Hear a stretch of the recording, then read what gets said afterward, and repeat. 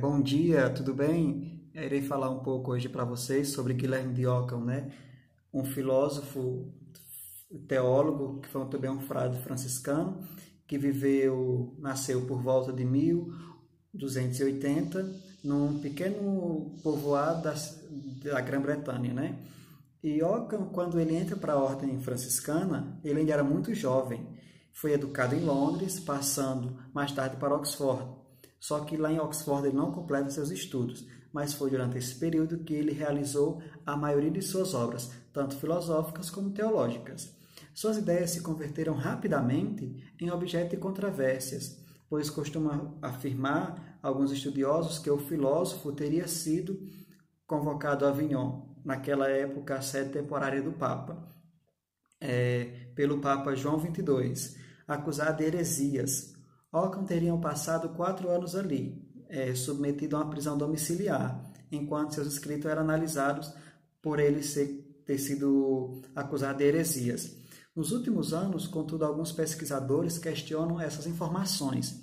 Segundo eles, Ockham deveria ter sido enviado a Avignon, por volta de 1324, para ensinar filosofia na famosa escola franciscana que havia naquela cidade.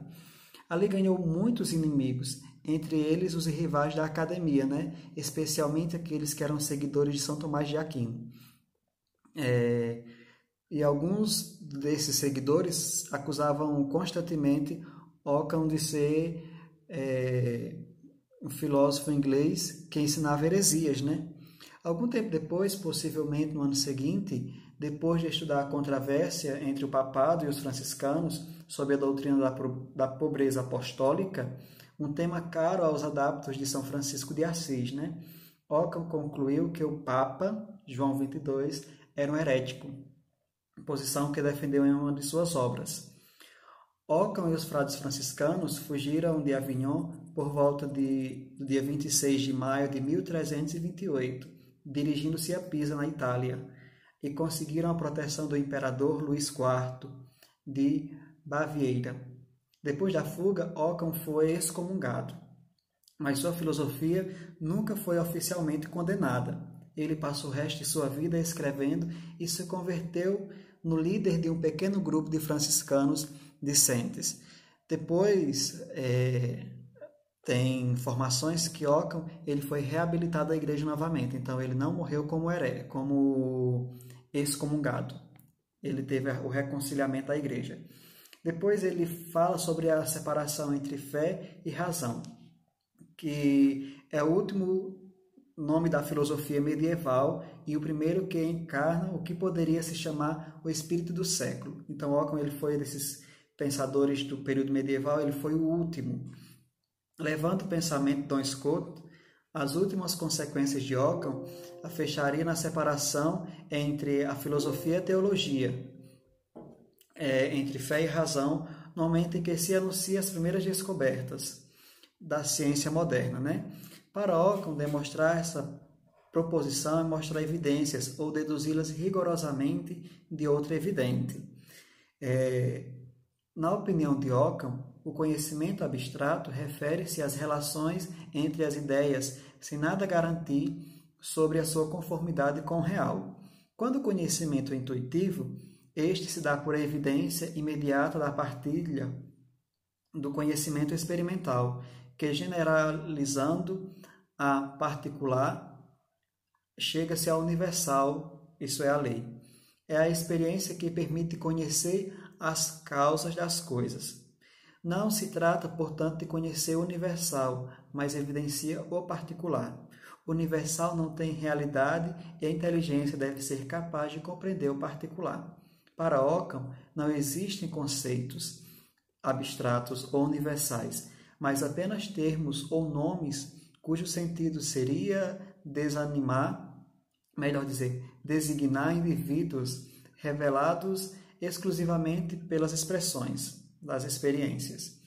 Assim, o Deus de Ockham é Javé, que nada obedece, nem mesmo as ideias, pois elimina a realidade dos universais, e tudo se torna contingente, e poderia ser de outra maneira se Deus o quisesse. Provada a impossibilidade de racionalizar a fé. A teologia passa a proceder exclusivamente à crença e à filosofia da razão.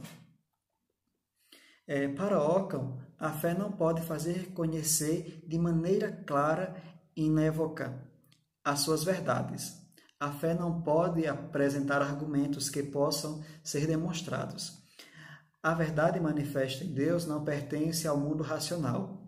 A filosofia pode se submeter à teologia, porque a teologia não é uma ciência, mas uma série de informações e sentenças que não se relacionam logicamente e racionalmente. O que as une informações da teologia é a fé e não a razão. Então, quando a gente vai falar no sentido da teologia, o que deixa firme, o que a gente pode dizer que é o que leva a teologia adiante, não vai ser a razão, mas sim a fé naquilo que a gente acredita. A razão também não pode proporcionar assistência de apoio para a fé, pois para as coisas divinas a razão é ineficaz. Somente a fé consegue esclarecer assuntos de relevância divina.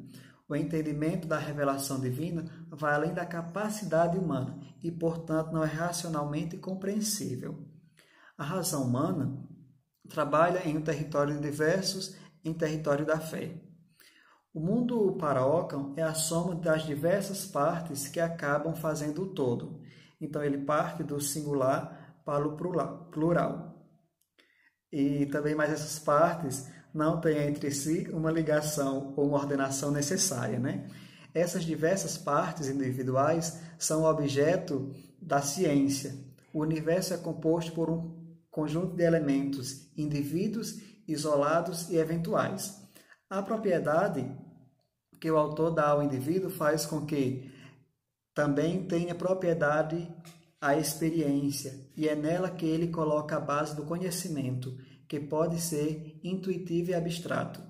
O conhecimento intuitivo é que vai demonstrar se algo existe concretamente, e a compreensão intuitiva é a realidade do mundo e o que origina de todos os outros entendimentos e que o conhecimento nos possibilita.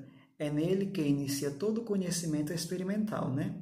No conhecimento intuitivo, não existem intermediários entre conjuntos, objeto de conhecimento e o indivíduo que vai conhecer esse objeto. Em outros termos, também posso dizer que Guilherme ele fala assim: não devemos, abro aspas, não devemos multiplicar os entes se não for necessário. É a frase que Ockham usa, que resume mais tarde o que ficou conhecido como a navalha de Ockham. Como cada indivíduo é único, a única capacidade também intelectual, não existe em um universo para o conhecimento, né? Como eu já falei que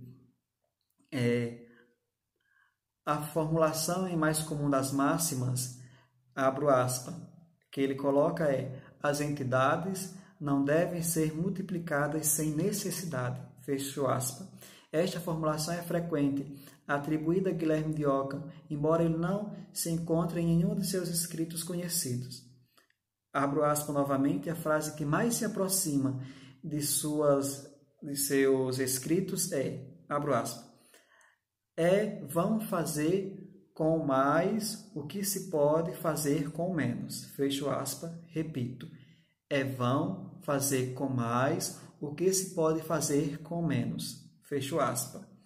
Então, o princípio da parcimônia pode ser considerado como princípio ontológico, como princípio metodológico. Os parâmetros da simplicidade requer variação entre o tipo e o número das entidades dos seres adaptáveis, né? Então, como princípio da metodológico, a navalha de Ockham diz que qualquer explicação deve apelar ao menor número possível de fatores para explicar a análise. É isso aí, muito obrigado.